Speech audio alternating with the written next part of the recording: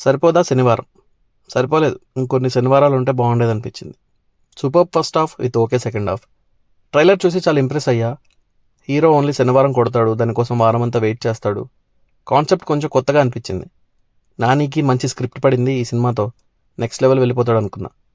Vivekatreya previous movies కూడా బాగుంటాయి. వీళ్ళిద్దరు కాంబోలో వచ్చిన లాస్ట్ మూవీ కూడా ఇష్టం నాకు. ఇంకా ఈ శనివారం కాన్సెప్ట్ అనేసరికి ఇంకా ఎక్సైట్ అయ్యా. అదే ఎక్సైట్మెంట్లో సినిమాలోకి వెళ్ళిపోతే, మన హీరో సూర్యకి చిన్నప్పటి నుంచి చాలా కోపం ఉంటుంది. ప్రతిదానికి రియాక్ట్ అవుతాడు, కొడతాడు కూడా. అలాంటి సూర్య యాంగర్ని కంట్రోల్ చేయడానికి వాళ్ళమ్మ ఒక సొల్యూషన్ చెప్తుంది. వీక్లీ ఏదైనా ఒక్కరోజు. అలా మన సూర్య ఏ వారం చూస్ చేసుకున్నాడు, ఎలా చూస్ చేసుకున్నాడు అనేది మిగిలిన కథ. సిఐ దయ ఒక రూత్లెస్ పోలీస్ ఆఫీసర్. కొట్టడమే పనిలా బిహేవ్ చేస్తూ ఉంటాడు. అలాంటి మన సిఐ ఎప్పుడు ఎమోషనల్ అయినా సోకులపాలెం ఎందుకు వెళ్తాడు, అసలు వాళ్ళనే ఎందుకు టార్గెట్ చేశాడు, ఇలా చాలా సప్లాట్స్ ఉంటాయి. ఎవరి ఫ్లాష్ బ్యాక్ వాళ్ళకుంటుంది. ఎంత కోపం వచ్చినా శనివారం వరకు వెయిట్ చేసే సూర్య, ఎప్పుడు కోపంగానే ఉండే సిఐ దయ, వీళ్ళ మధ్య కాన్ఫ్లిక్ట్ ఏంటి, ఎందుకు ఫేస్ ఆఫ్ అవ్వాల్సి వచ్చింది అని చూడాల్సిందే. ఫస్ట్ హాఫ్ చాలా బాగుంది. సూర్య క్యారెక్టరైజేషన్ ఏంటి, దయ క్యారెక్టర్ ఏంటి, ఇలా సూర్య చారులత లవ్ స్టోరీ ఏంటి అని ఫస్ట్ హాఫ్ పైసా వసూలు మూవీలా అనిపించింది.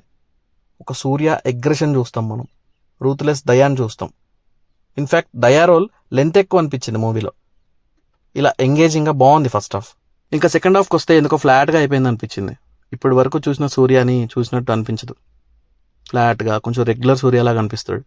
ఈ మూవీ టీం 1 year బ్యాక్ యూట్యూబ్లో ఒక అన్చైన్డ్ వీడియోని రిలీజ్ చేసింది. సినిమాలో పెట్టుంటే ఆ వీడియోని చాలా బాగుండేది అనిపించింది. సెకండ్ హాఫ్ బిగినింగ్లో ఒక ఫైట్ సీక్వెన్స్ వస్తుంది. దానికి ఒక ఎమోషనల్ రీజన్ ఉంటుంది. అది సరిగా వర్క్ అవ్వలేదు. ఇంకా అక్కడ నుంచి స్టార్ట్. ఇంకా ఇక్కడ నుంచి సినిమా కొంచెం ఫ్లాట్గా వెళ్ళింది అనిపించింది ఈ ఫైట్ తర్వాత.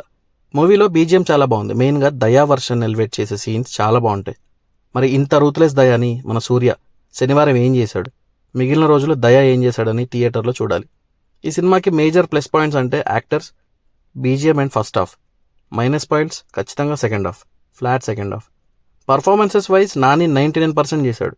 ఎస్జే సూర్య 101% చేశాడు. అస్సలు దయలేని దయలాగా పర్ఫెక్ట్గా సెట్ అయ్యాడు. ఇంకొక super performance by SJ Surya. Nani was good. శనివారం చూడాలి నానిని. ఫస్ట్ హాఫ్లో కొన్ని షార్ట్స్ ఉంటాయి, మంచి బీజిఎం అండ్ నాని వస్తుంటే మాస్ ఉంటుంది. Nani portions and SJ Surya portions చాలా బాగా చూపించారు. Priyanka Mohan was good. మంచి రోల్ తనది మూవీలో. ఏదో ఉండాలి కనుక హీరోయిన్ లాగా కాకుండా మూవీలో ఉన్న సప్లాట్స్లో తనకి ఒక సెపరేట్ ప్లాట్ ఉంటుంది. ఇంకా ఆదిత్య బాలన్ నాని సిస్టర్ రోల్లో బాగా చేశారు. సాయి కుమార్ గారు కూడా బాగా చేశారు. మురళీ శర్మ గారు, అజయ్ ఘోష్, హర్షవర్ధన్, శివాజీ రాజా, ఇలా అందరూ బాగానే చేశారు. ఎడిటింగ్ వైజ్ సెకండ్ హాఫ్ కొంచెం ఎడిటింగ్ బెటర్గా చేయాల్సింది అనిపించింది. సినిమాటోగ్రఫీ బాగుంది, ప్రొడక్షన్ వాల్యూస్ కూడా బాగున్నాయి. Music by Bijay was very good. BGM top notch ఉంది కొన్ని సీన్లలో. ఇంకా రైటర్ డైరెక్టర్ వివేకాత్రేయ. తన ప్రీవియస్ మూవీస్ అన్నీ బాగానే ఉంటాయి. ఈ మూవీలో కూడా ఫస్ట్ హాఫ్ బాగానే రాసుకున్నారు. సెకండ్ హాఫ్ ఇంకొంచెం బెటర్గా ఉండుంటే బాగుండేది. డైరెక్షన్ బాగానే ఉంది, రైటింగే. నాకైతే సినిమా ఫస్ట్ హాఫ్ ఎక్స్పెక్ట్ చేసిన దానికన్నా బాగుంది. తర్వాతే ఫ్లాట్ అయింది. సెకండ్ హాఫ్ కొన్ని సీక్వెన్సెస్ వేస్ట్ చేసుకున్నారు అనిపించింది. మళ్ళీ క్లైమాక్స్ బాగుంది.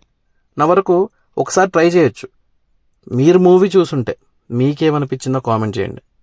నా రివ్యూ నచ్చితే లైక్, షేర్, సబ్స్క్రైబ్ చేసుకోండి.